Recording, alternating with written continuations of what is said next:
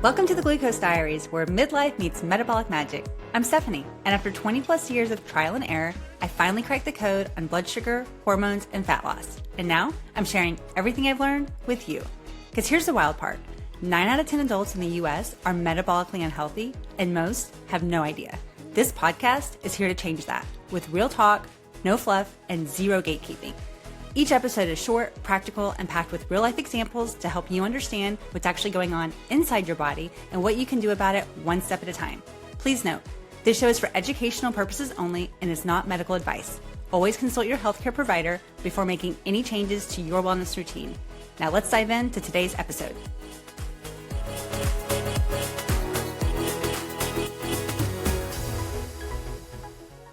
Hey guys, welcome back to the Glucose Diaries. I'm Stephanie, and today we're tackling a phrase I know you've heard before. Your labs look normal. But what if you still feel tired, puffy, moody, or stuck? What if your weight's creeping up, but your doctor says everything looks fine? In this episode, we're breaking down why standard lab ranges often miss the early signs of metabolic dysfunction and which markers actually matter if you want to catch insulin resistance before it turns into a full-blown disease. So let's say you go to the doctor, you get your blood drawn, and then you hear these 4 magic words. Everything looks completely normal. But here's the problem. Normal just means you fall somewhere within the average American. And right now, almost 9 out of 10 American adults are metabolically unhealthy. That means normal, quote unquote, doesn't mean healthy. It means common. It means average. And average today means insulin resistance, inflammation, and rising risk for metabolic disease. Not anything I want. So if you're trying to figure out what's going on with your energy, fat gain, or cravings, there are a few labs you need to understand. So the first one is fasting glucose. What this is your blood sugar after fasting, i.e. not eating, for about 8 to 12 hours. So the conventional range that you're going to see like on your little lab test result on the right-hand column, usually it says recommended range, is anything under 100. The functional range, which is going to be something that a functional medicine doctor would usually use, is going to be closer in a range of 70 to 85. And so you can already see the difference between conventional versus functional. And when I say functional, probably the best way to think of that is optimal. That's what the functional medicine doctors are usually using because they're looking to optimize us.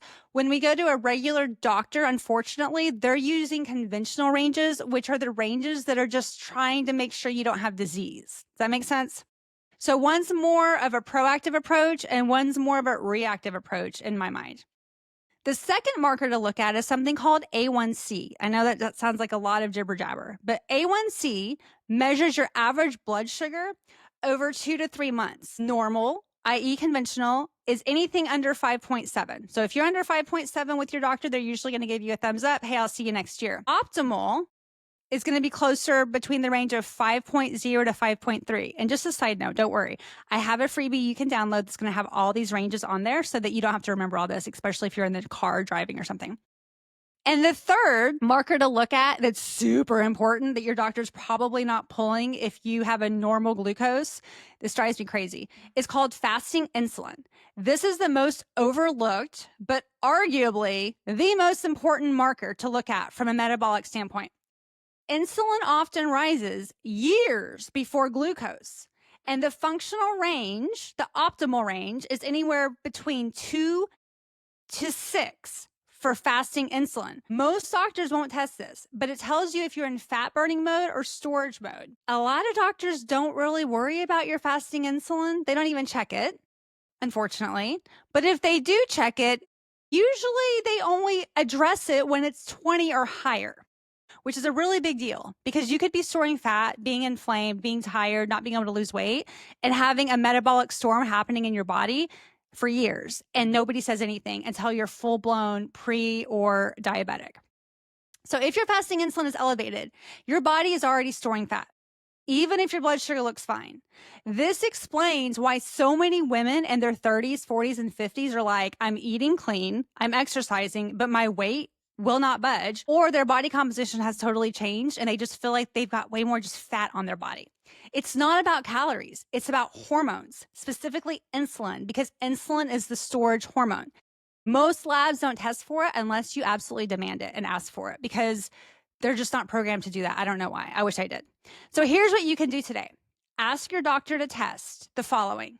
And again, this is going to be in the freebie you can download. Your fasting insulin, your A1C, your fasting glucose, and 2 others that we didn't cover, which are triglycerides and HDL. To make this really easy, I've created a free metabolic lab snapshot guide that you can download at theglucosediaries.com/labs. And that's going to be in the show notes as well.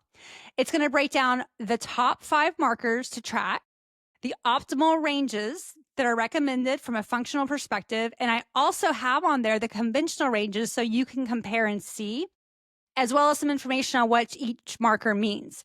So if your labs came back normal, but your symptoms say otherwise, trust your gut, especially if they didn't even test for some of these markers.